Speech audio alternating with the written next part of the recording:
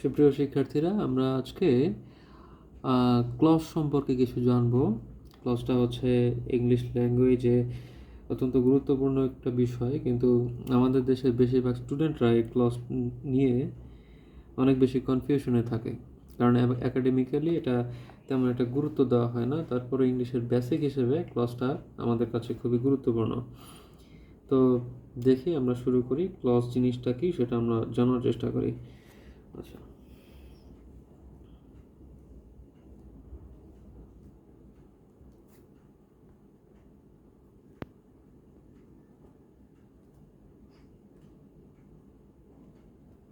আচ্ছা তো ক্লজ জিনিসটা কি সেটা যদি আমি বলি, এক কথায় অনেক ডেফিনেশন আছে, অনেক কথাবার্তা আছে। তার মধ্যে আমরা আজকে শুধুমাত্র একটা সূত্র বা একটা ফর্মুলা শিখব, যে ফর্মুলাটা দেখে আমরা সহজেই চিনতে পারবো কোনটা ক্লজ।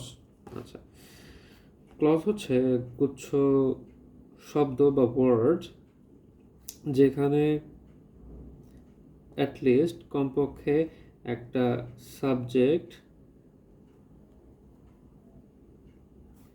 এবং একটা প্রেডিকেট থাকবে।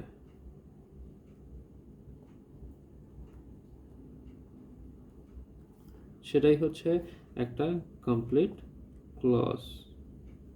আচ্ছা, তো এখন আমাদের মধ্যে একটা প্রশ্ন থাকতে পারে যে সাবজেক্ট জিনিসটা কি। আচ্ছা, তো আমি কি বলেছি, আমি আবার রিপিট করি বিষয়টা।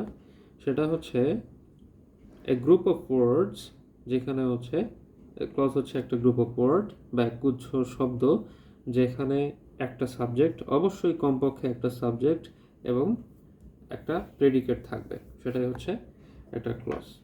আচ্ছা, এক্ষেত্রে সাবজেক্ট জিনিসটা কি সেটা আমরা সবাই জানি, তারপর আমি হচ্ছে একটু লিখে দিই। সেটা সাবজেক্ট হচ্ছে সেন্টেন্সের মধ্যে যে কাজটা করে, বা হচ্ছে বাংলায় আমরা যাকে বলি হচ্ছে কর্তা। অথবা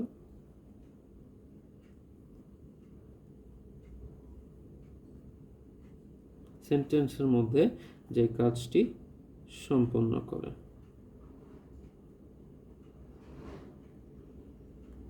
আচ্ছা, তো সেক্ষেত্রে সাবজেক্টটা একটা নাউন, কোনো ব্যক্তি বা বস্তুর নাম, অথবা প্রোনাউন, নাউনের পরিবর্তে যা বসে সেই প্রোনাউন সেটা হতে পারে। আচ্ছা, তো আমরা সাবজেক্ট সম্পর্কে জানলাম। এবং প্রেডিকেট জিনিসটা কি, প্রেডিকেটটা আমাদের কাছে অনেকের কাছেই হয়তো নতুন মনে হতে পারে। প্রেডিকেটটা হচ্ছে বাংলায় যেটাকে বলা হয় হচ্ছে বিধেয়। বিধেয়, কিন্তু ইংলিশে আমি যদি ইংরেজি গ্রামারের আলোকে বলি, তাহলে প্রেডিকেটটা হচ্ছে সাবজেক্ট সম্পর্কে যা বলা হয়। এখানে কর্তা বা সাবজেক্ট সম্পর্কে যা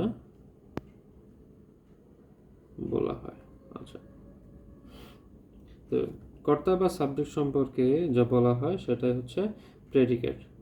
তো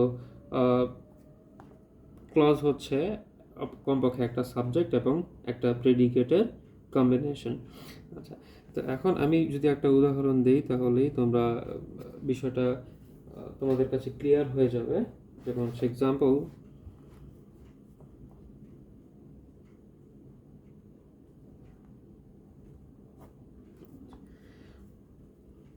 ফর এক্সাম্পল আমি যদি বলি যে রহিম ইটস রাইস।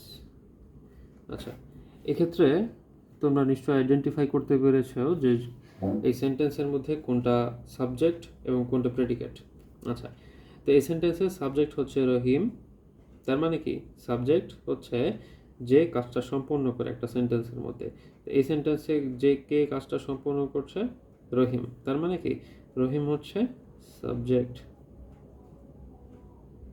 আচ্ছা, রহিম কিভাবে সেন্টেন্সটা সম্পন্ন করছে, কিভাবে সেন্টেন্সের কাজটি সম্পন্ন করছে, সে ভাত খেয়ে কাজটি সম্পন্ন করছে। আচ্ছা, তো এখন রহিমের পরে সেন্টেন্সের বাকি যে অংশটুকু, সেটাতে কি দেখতেছি আমরা, যে রহিম সম্পর্কে এই কথার কি বলা হয়েছে, তাই না? রহিম সম্পর্কে কি বলা হয়েছে, যে রহিম ভাত খায়, রহিম ইটস রাইস। আচ্ছা, তো রহিম সম্পর্কে যা এটা বলা হয়েছে, তার মানে কি, এটা হচ্ছে একটা প্রেডিকেট। আচ্ছা, তো একটা সাবজেক্ট, তো আমরা এই সেন্টেন্সের মধ্যে দেখতে পাচ্ছি একটা সাবজেক্ট এবং হচ্ছে একটা প্রেডিকেট। তার মানে কি, এটা একটা complete clause.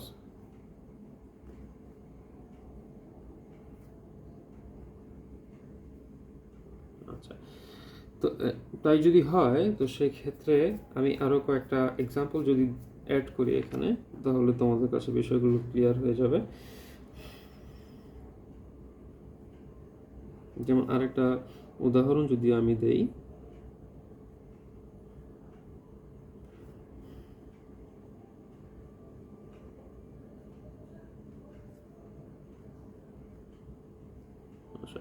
Karim is reading a বুক। তো এখানে করিম, এখানে করিমটা হচ্ছে কি, করিমটা হচ্ছে কর্তা বা সাবজেক্ট। আচ্ছা, কারণ সে এই সেন্টেন্সের মধ্যে কাজটা সম্পূর্ণ করছে, একটা নাউন। আচ্ছা, তো করিম সম্পর্কে কি বলা হয়েছে, দেখো করিম সম্পর্কে এতটুকুর মধ্যে কি বলা হয়েছে, ইজ রিডিং এ বুক। তার মানে কি, এটা একটা প্রেডিকেট। আচ্ছা, তারপর আরো একটা উদাহরণ দেই।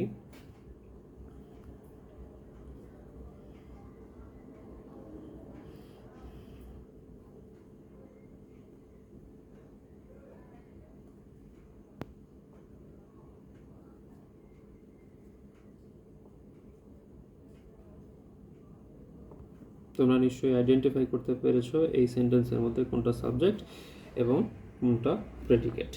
আচ্ছা, তারপর দেখো আরেকটা উদাহরণ যদি দিই, তারপরে বিষয়টা আরো বেশি স্পষ্ট হয়ে যাবে।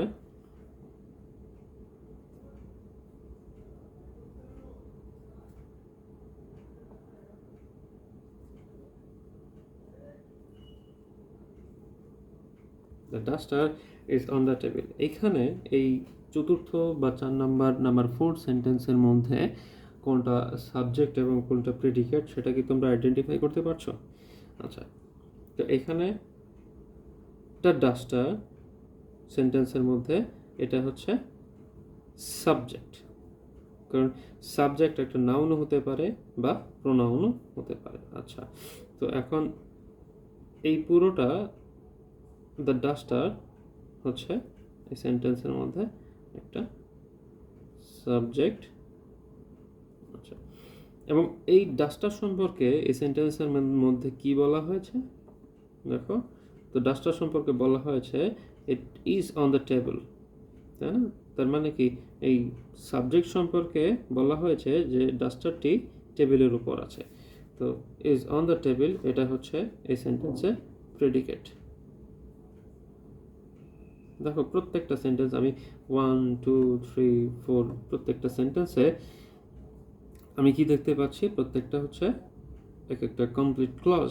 কারণ হচ্ছে প্রত্যেকটার মধ্যে একটা সাবজেক্ট, একটা প্রেডিকেট আছে। প্রত্যেকটার মধ্যেই একটা সাবজেক্ট, একটা প্রেডিকেট আমরা দেখতে পাচ্ছি। এবং আরেকটা জিনিস খেয়াল করেছো কিনা জানি না, সেটা হচ্ছে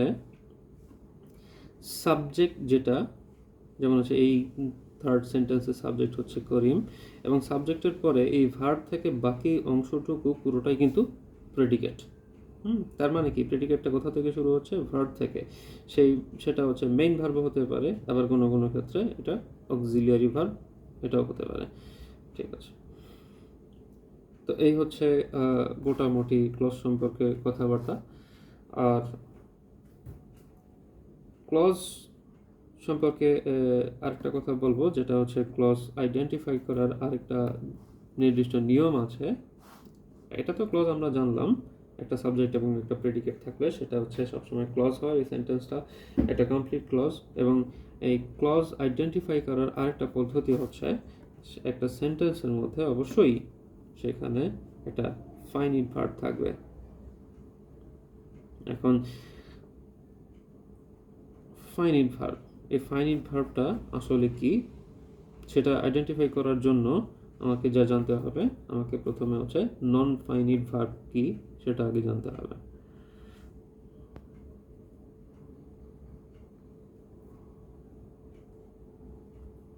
আচ্ছা, তো এখন আমাকে জানতে হবে যে নন ফাইনিট ভার্বগুলো কি। তো এখন নন ফাইনিট ভার্ব হচ্ছে 3 ধরনের, যেমন হচ্ছে 1,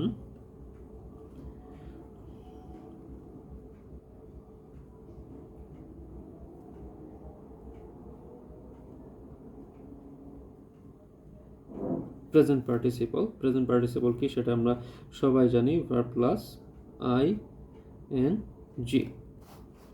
আচ্ছা, তো তারপর সেকেন্ড স্টেপে আমরা যদি যাই, সেটা হচ্ছে পাস্ট পার্টিসিপল। পাস্ট পার্টিসিপল আমরা কি জানি? পাস্ট পার্টিসিপল আমরা জানি সেটা হচ্ছে ভার্বের থার্ড ফর্ম।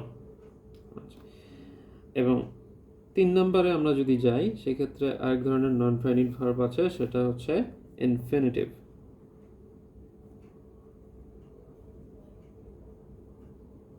আচ্ছা, ইনফিনিটিভটা কি? ইনফিনিটিভটা হচ্ছে টু প্লাস ভার্ব 1 বা ভার্বের present indefinite form.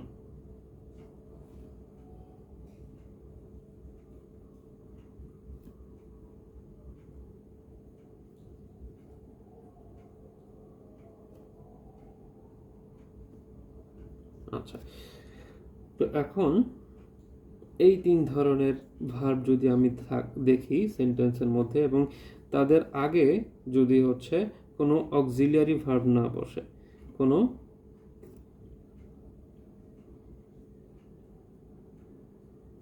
Auxiliary verb না বসে, সেক্ষেত্রে সেগুলো হচ্ছে কোন ধরনের ভার্ব? সেগুলো হচ্ছে নন ফাইনিট ভার্ব।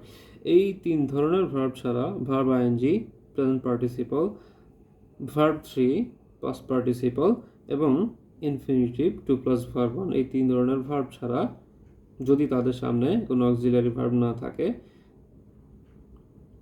এই 3 ধরনের ভার্ব ছাড়া বাকি সব যত ভার্ব আছে সবগুলাই হচ্ছে কি এই finite verb.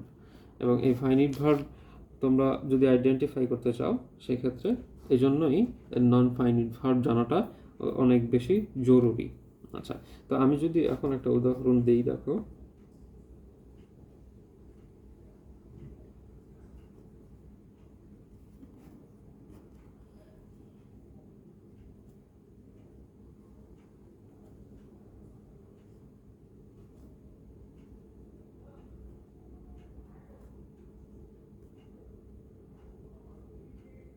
I saw him going to school.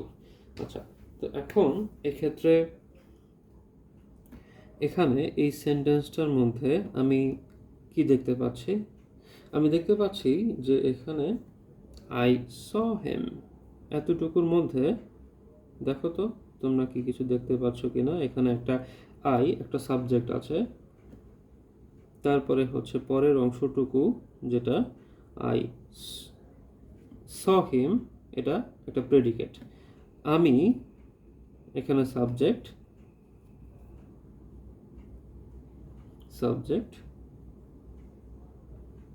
saw him, তার মানে কি আমি কি বললাম এখানে?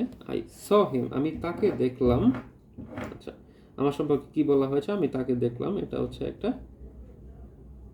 প্রেডিকেট। আচ্ছা, আমি কি করতে দেখলাম তাকে?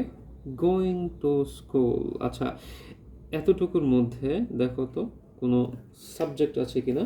না, কোনো সাবজেক্ট নাই। তার মানে কি এই অংশটুকু একটা, পুরো সেন্টেন্সের মধ্যে এই অংশটুকু একটা কমপ্লিট ক্লজ, কিন্তু এই অংশের মধ্যে কোনো সাবজেক্ট আমরা দেখতে পাচ্ছি না। তার মানে কি যেহেতু কোনো সাবজেক্ট নাই, তারপরে হচ্ছে দেখো এখানে ভার্ব আইএনজি আছে, হ্যাঁ, ভার্ব আইএনজি আছে, সেটা হচ্ছে নন ফাইনিট ভার্ব, সেহেতু আমরা বলবো এই অংশটুকু একটা ক্লজ, ফ্রেজ।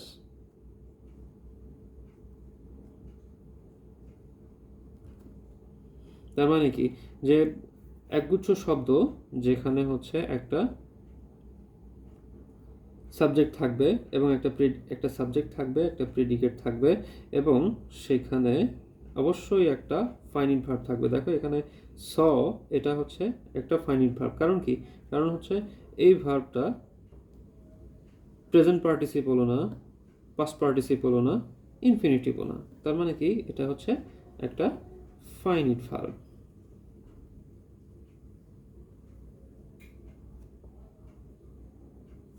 এবং এখানে আমি আবার বলি, আমি একটা সাবজেক্ট পাচ্ছি, একটা ফাইনিট ভার্ব পাচ্ছি, একটা এই সাবজেক্ট সম্পর্কে কি বলা হয়েছে সেই প্রেডিকেটটা পাচ্ছি। তার মানে কি? সাবজেক্ট প্লাস প্রেডিকেট একটা কমপ্লিট ক্লজ। এবং এখানে আমি একটা নন ফাইনিট ভার্ব পেয়ে গেছি এবং সেখানে এর আগে কোনো অক্সিলিয়ারি ভার্ব নাই, কোনো সাবজেক্ট নাই। তার মানে কি? এটা একটা ফ্রেজ। তো আমি আশা করি তোমরা নিশ্চয়ই ফ্রেজ এবং ক্লসের যেই পার্থক্যগুলো, যেই ডিফারেন্সগুলো, সেগুলো অবশ্যই আইডেন্টিফাই করেছো। ধন্যবাদ সবাইকে।